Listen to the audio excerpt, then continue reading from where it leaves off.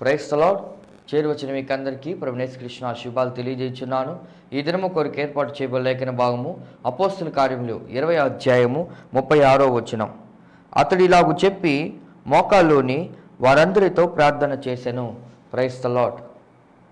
దేవునికి స్తోత్రం. హల్లెలూయా, హల్లెలూయా, హల్లెలూయా. మన ప్రభువును ప్రియరక్షకుడును మన కొరకు ప్రాణం పెట్టి తిరిగి లేచి త్వరగా మేఘవాహనుల మీద మహిమతో రాబోతున్నటువంటి యేసుక్రీస్తు దివ్యనామంలో ఆత్మీయ బంధువులైన మీ అందరికీ నా హృదయపు లోతులో నుంచి ప్రత్యేకమైన వందనాలు, శుభాలు తెలియజేస్తున్నాను. హల్లెలూయా. మరొక పర్యాయం, మరొక ఉదయం, మరొక నూతన దినం, దేవుడు మనకు అనుగ్రహించిన నూతన దినం, మన ఆయుష్ను దేవుడు పొడిగించినటువంటి దినం. కొంతమంది చనిపోతున్నారు. చనిపోవడం గొప్ప ఏం కాదు, సహజంగా జరిగేది, దానిలో పెద్ద వింత ఏం లేదు. కానీ నిద్రలోనే చనిపోతున్నారు కొంతమంది. ఏదైనా పని చేస్తూనో ఏదైనా ప్రయాణం చేస్తూ చనిపోతున్న వాళ్ళు కాదు, నిద్రపోయారు, మళ్ళీ ఉదయాన్నే లేవలేని పరిస్థితి.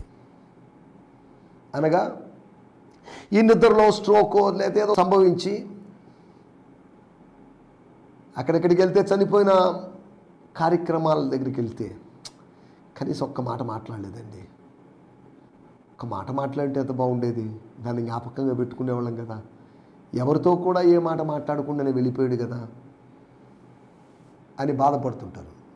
సరే, ఇప్పుడు వాళ్ళు మాట్లాడినా మాట్లాడకపోయినా ఆ జ్ఞాపకాల్లో బ్రతకడానికి, ప్రభువునందు నిద్రించిన వారి యొక్క జ్ఞాపకాల్లో బ్రతకడానికి మనం పిలువబడలేదు.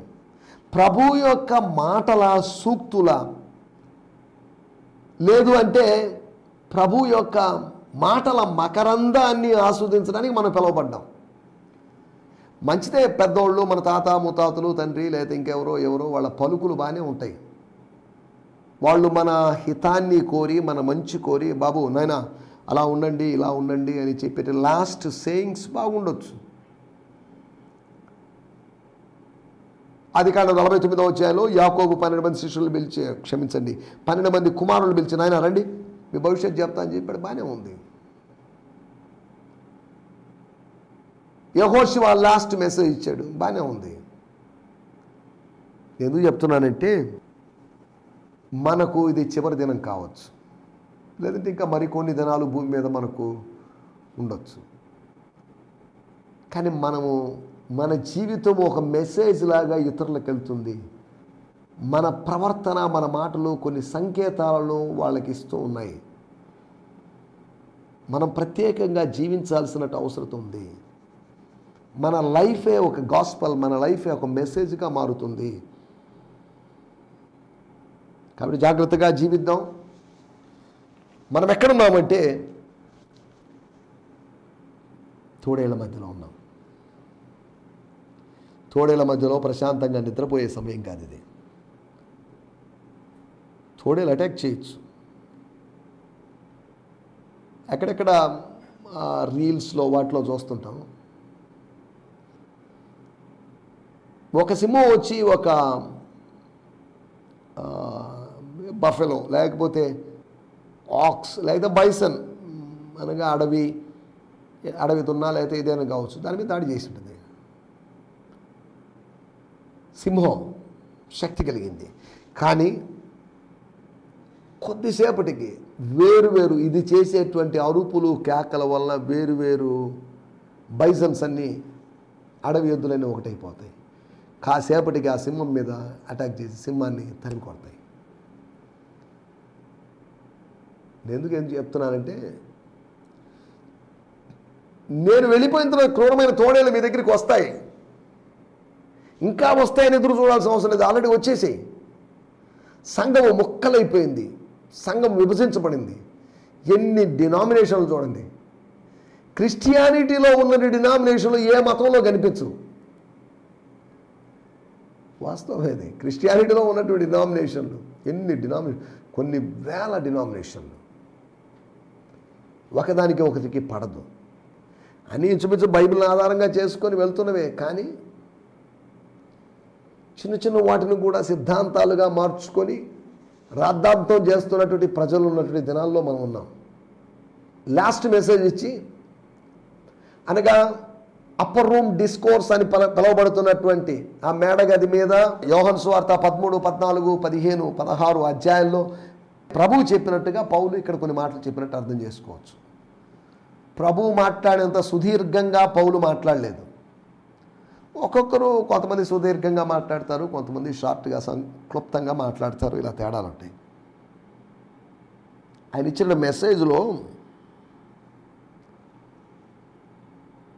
మీకోసం ప్రార్థన చేస్తున్నానని లేదు, కానీ మెసేజ్ ఇచ్చిన తర్వాత లెట్స్ ప్రే, ప్రార్థన చేసుకుందాం అని ప్రార్థన చేశాడు. ఎఫెసీ సంఘం కోసం ఏమని ప్రార్థన చేశాడు, ఎఫెసీ సంఘ పెద్దల కోసం ఏమని ప్రార్థన చేశాడు అని దాని గురించి నిన్నటి ఎపిసోడ్లో మనం ఆలోచించాం. స్తోత్రం. ఇప్పటికే ఇంచుమించు ఈ అపోస్తుల కార్యముల్లో నుంచి 20వ అధ్యాయం నుంచి 40కి పైగా సందేశాలు ఇవ్వడానికి ప్రభు సాయం చేశాడు. 38 వచనాలు ఉన్నటువంటి అధ్యాయంలో నుంచి మనం ఇంకా స్లోగా ఉంటే లాభం లేదు, కొద్దిగా ఫాస్ట్గా మూవ్ కావాల్సి వస్తుంది.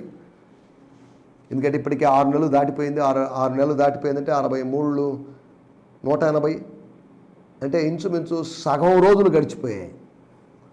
ఈ సంవత్సరంలో సగం రోజులు గడిచిపోయి ఇంకా సగం రోజులు ఉన్నాయి. సగం తినేసాం, ఇంకా సగం మిగిలింది అన్నట్టుగా. సగం గడిపి వచ్చాం, సగం ఇన్వెస్ట్ చేసాం, సగం ప్రయాణం చేసి వచ్చాం, ఇంకా సగం ఉంది. స్తోత్రం. పౌలు యొక్క ప్రార్థన, దేవజనుడి విశ్వాసుల కోసం ప్రార్థన చేయడం, అందులో అదేం పెద్ద వింతేం కాదు. పౌలు తాను ప్రార్థనా పౌరుడని నిరూపించుకోవడానికి తాను ప్రార్థించలేదు. తాను ప్రార్థన చేసినప్పుడు పరిశుద్ధులను ఉద్దేశించి అన్నాడు, మీరు మామూలు కాదు, మీ యొక్క మనోనేత్రములు వెలిగించబడినందున, as your eyes, spiritual eyes were opened or enlightened, మీకు కావలసినంత వెలుగు ఇవ్వబడినందున, మీరు చక్కగా చూడడానికి ప్రభు సాయం చేస్తున్నందు వలన, మీ కన్నులు తెరిచినందున, మీ కన్నుల్లో పొరలు వంటివి రాలినందున, స్తోత్రం. మీకోసం నేను విన్నప్పటి నుంచి నేను స్తుతిస్తున్నాను దేవుణ్ణి. అదే సమయంలో మీకోసం నేను ప్రార్థన చేస్తున్నాను. సంఘాలను ఉద్దేశించి ప్రభుత్వం చెప్తాడు, మీకోసం ప్రార్థన చేస్తున్నాను, praying for you, praying for you, praying for you. ఈ సమయంలో మనం ఆలోచిస్తున్నమాట, పౌలు యొక్క ప్రార్థన ఏమై ఉంటుంది? ఉందా? ప్రార్థన చేశాడా? చేశాడు. ప్రభు వాళ్ళకి మందిరం లేదు నాయన, మందిరం కట్టుకోవడానికి సాయం చేయండి. వాళ్ళకి సమీపంలో అర్తమీస్ లేదా దయాని అనేటి దేవికి దేవతకి కావాల్సిన పెద్ద మందిరం ఉంది. అలాంటప్పుడు జీవము గల దేవుడు నీకు ఆ మందిరం లేకపోతే ఎలాగా? సొలొమోను కట్టించినటువంటి దేవాలయం లాంటి ఒక మందిరం ఉండాలనో చేయాలనో తను ఆశపడలేదు. కానీ స్తోత్రం. ఎఫెసీ పత్రిక 2వ అధ్యాయంలో నాకు ఒక మాట గుర్తొస్తుంది, దాన్ని మీకు చదువుతాను. 2వ అధ్యాయంలో ఆయన చెప్తున్నాడు, ఏమంటే మందిరం ఉందా లేదా అనేది ప్రాముఖ్యమైన విషయం కాదు, కానీ 20వ వచనం, క్రీస్తు యేసే ముఖ్యమైన మూలరాయి అయి ఉండగా అపోస్తులను ప్రవక్తలను వేసిన పునాది మీద మీరు కట్టబడి ఉన్నారు. స్తోత్రం. మీరు కట్టబడి ఉన్నారు.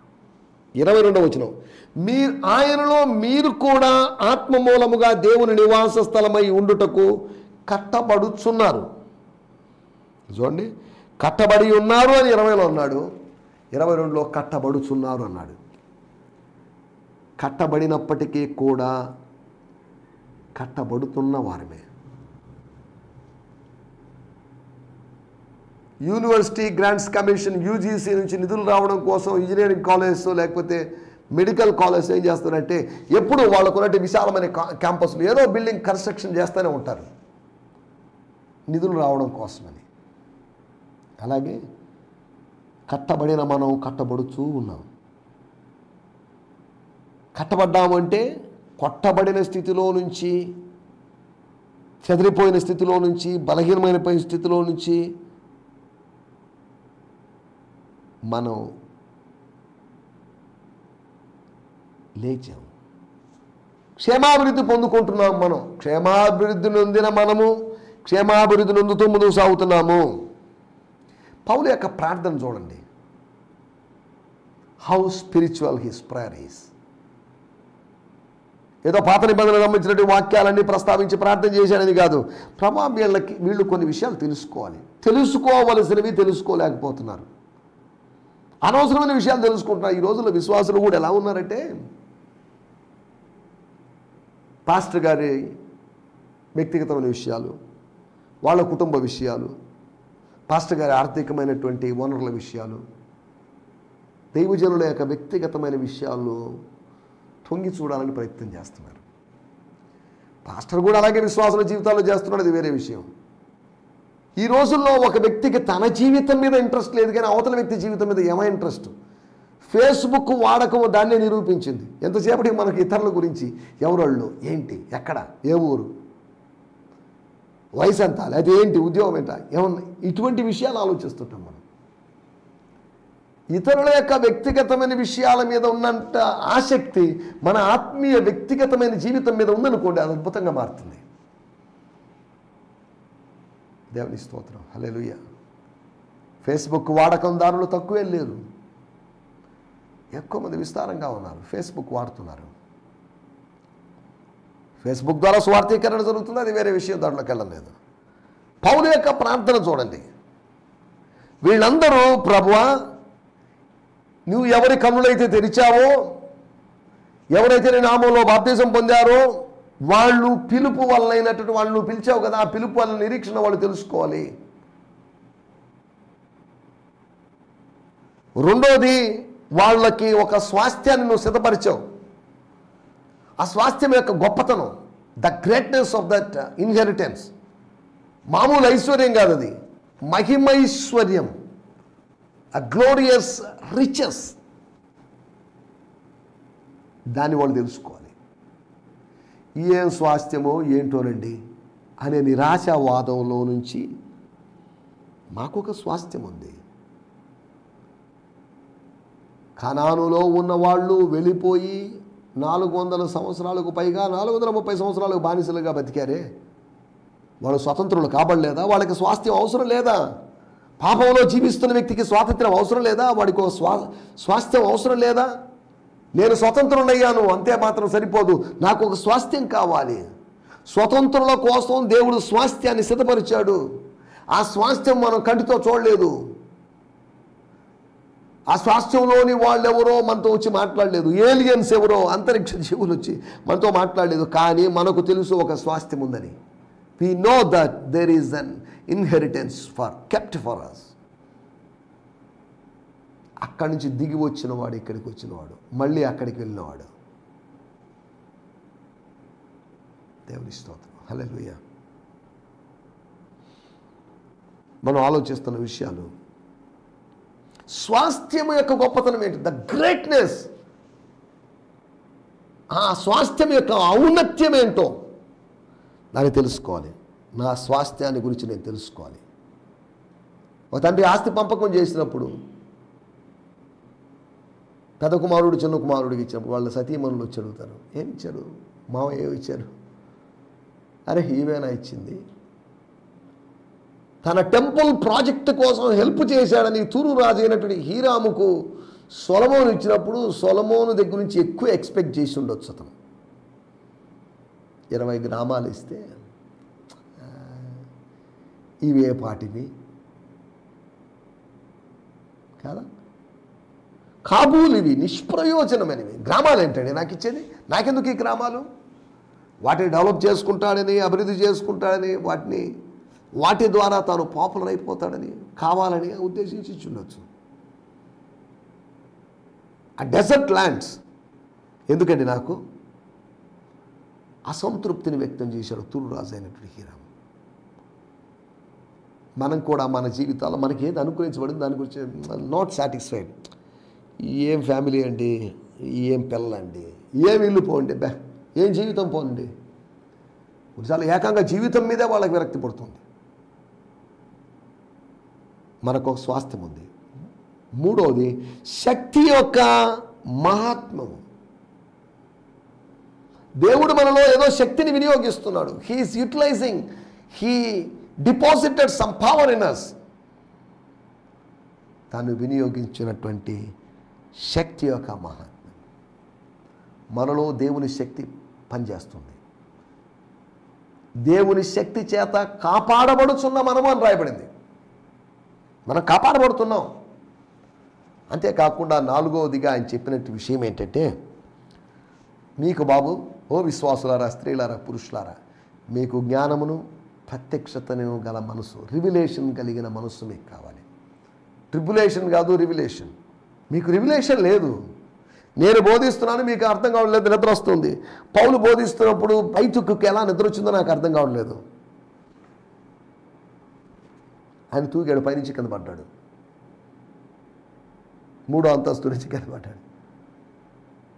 నిద్ర వస్తుందని తెలిసినప్పుడు వెళ్ళి మొహం కడుక్కోనో, లేకపోతే సరేలే మళ్ళీ వద్దాంలే, లేదా రేపు కలుసుకుందాంలే, లేదా వెళ్ళిపోదాంలే అనుకోవాల్సిన వాడు అనుకోకుండా అక్కడే కూర్చొని ఉన్నాడు. అందరూ సీరియస్గా వాక్యం వింటూ ఉండొచ్చు. ఇతన్ని ఎవరూ పట్టించుకోలేదు. ఇతను పడి ఎత్తబడ్డాడు. దేవుని స్తోత్రం, హల్లెలూయా. జ్ఞానము, ప్రత్యక్షత కలిగిన మనసు. కొన్ని ప్రత్యక్షతలు, కొన్ని మర్మాలు తెలియజేస్తుంటే కొంతమందికి అర్థం కావు. కొంతసేపటికి నవ్వించే, కవ్వించే మాటలు అయితే మాత్రమే కొంతమందికి ఇష్టం.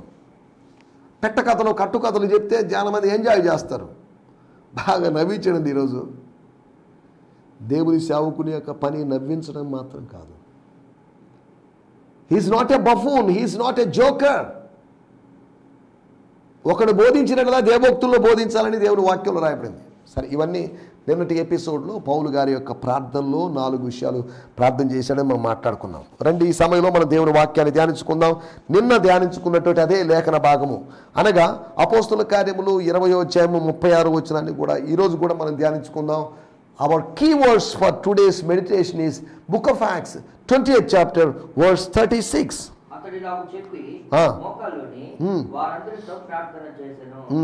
అతడు ఇలాగు చెప్పి అంటే అతడు ఇలాగు సంఘ పెద్దలతో చెప్పి అనగా 18వ వచనము నుంచి 18వ వచనము నుంచి 35వ వచనం వరకు సుమారు 18 వచనాల్లోన ప్రసంగం చేసిన తర్వాత ఇంకేం చేయాలి?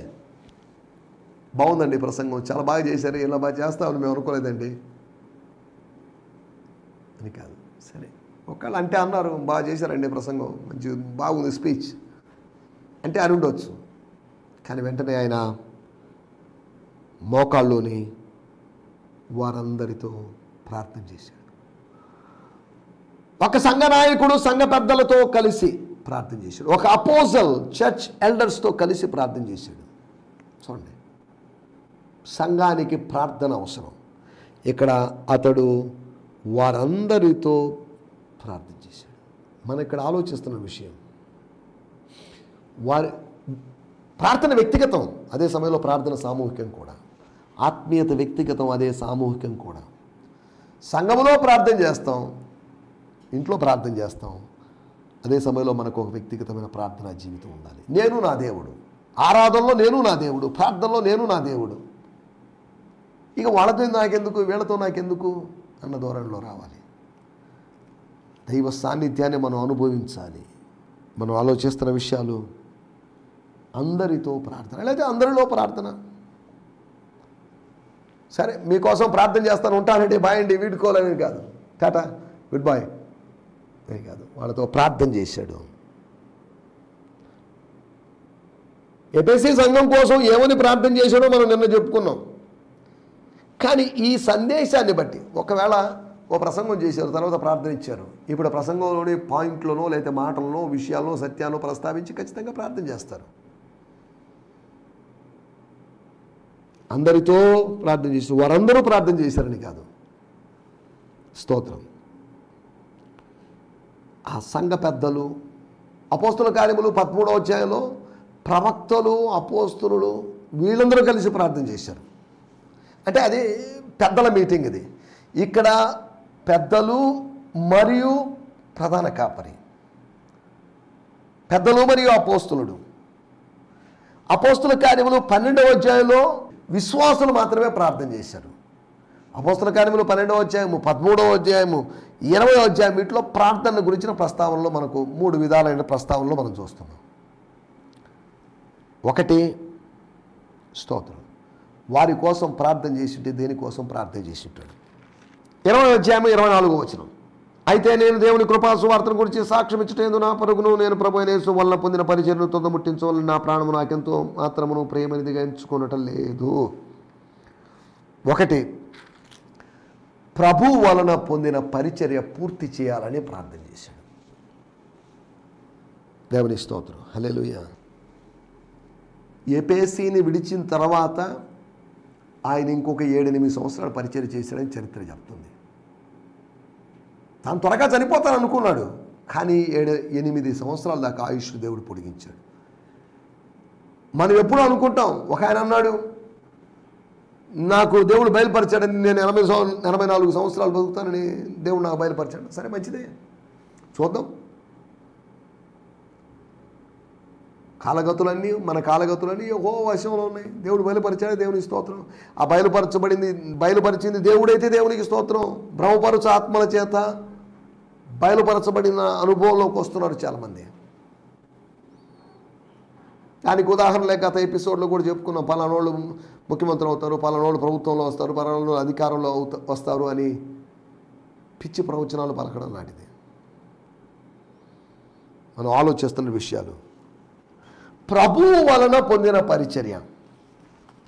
కొలసీ పత్రికలో మనం గమనించినట్లయితే అర్కిప్పస్ అనేటువంటి వ్యక్తిని ఉద్దేశించి పౌలు గారు చెప్పిన మాట నేను చదువుతున్నాను. 17వ వచనం, 4వ అధ్యాయం 17వ వచనం. మరియు ప్రభువునందు నీకు అప్పగించబడిన పరిచర్యను నెరవేర్చుటకు దాని గురించి జాగ్రత్త పడుమని అర్కిప్పుతో చెప్పండి. నీకు అప్పగించబడిన దాన్ని పూర్తి చేయి. నీకు ఇచ్చినటువంటి టార్గెట్ని రీచ్గా, నీకు ఇచ్చిన టాస్క్ని ఫుల్ఫిల్ చేయి.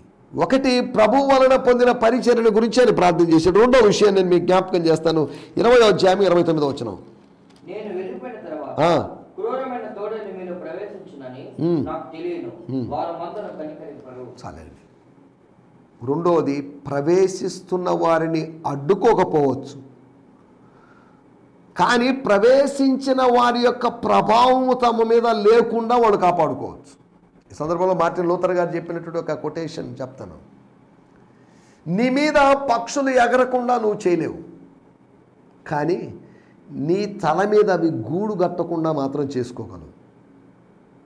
మన మీద ఎగరకుండా మనం తోలి వేసాం, మళ్ళీ వస్తాయి, మన మీద తిరుగుతుంటాయి, తిరగనివ్వండి, తప్పే ఉంది.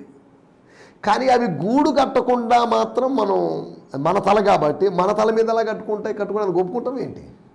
మరీ అంత మెలకువ లేని స్థితిలో, మత్తుగా ఉండేటువంటి స్థితిలో మనం ఉండవు ఇంచుమించు ప్రతి వాళ్ళు. ఇక్కడ రాయబడిన మాటలు, అందరిలో ప్రార్థన చేశాడు అంటే తన పరిచర్యను చక్కగా పూర్తి చేయాలనే ఉద్దేశంతో. రెండోది, ప్రవేశించు వారిని ఎదుర్కొన్నట్లుగా, వాళ్ళతో చక్కగా డీల్ చేయనట్టుగా, వాళ్ళ సిద్ధాంతాలతో ఏకీభవించకూడనట్లుగా, వాళ్ళను సమర్థవంతంగా ఫేస్ చేయాలి. దుర్బోధకుల్ని, మీరు చెప్పింది కరెక్ట్ అండి, అలాగా చెప్పుకుంటూ రాజీ పడ్డామనుకోండి, మనం విన్నది తెలుసుకుందంత అబద్ధమని తెలిసిపోయి జాగ్రత్తగా ఉండాలి. రెండోది, ప్రవేశించేటువంటి తోడేళ్ళు ఉన్నాయి. తోడేళ్ళ గుంపు ప్రవేశిస్తుంది, అవి అటాక్ చేస్తాయి. ప్రభువా, ఈ సంఘంలో, ఎఫెసీ సంఘంలో, లేకపోతే కొలసీ సంఘంలో కావచ్చు, లవోదికయ సంఘంలో కావచ్చు, లేదు అంటే ఫిలిప్పీ సంఘంలో కావచ్చు, సంఘాల్లో క్రూరమైన తోడేలు ప్రవేశించే అవకాశం ఉంది. ఒక్క ఎఫెసీ సంఘములోనే అలా ప్రవేశిస్తాయని పౌలు గారు చెప్పడం లేదు.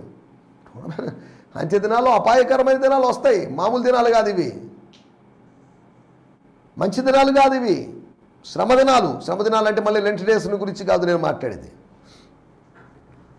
రెండోది, ప్రవేశించు వారిని లేదా ప్రవేశించు వాటిని, అనగా తోడేళ్ల లాంటి వాటిని ఎదుర్కోవడానికి దేవుడు శక్తిని అనుగ్రహించినట్లుగా ప్రార్థించుంటాడు. మూడో విషయము, వారు మందను కనికరింపరు. 20వ అధ్యాయం 29వ వచనంలో, మందను కనికరించరు.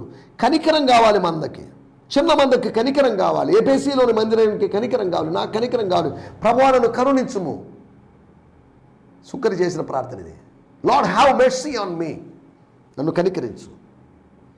ఇద్దరు గుడ్డివాళ్ళు మత్తయి సువార్త 9వ అధ్యాయంలో, మమ్మల్ని కనికరించు. దావీదు కుమారుడా, మమ్మల్ని కనికరించు. We need grace, we need mercy. కనికరం కావాలి.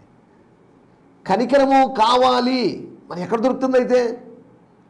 ప్రభు సన్నిధిలో.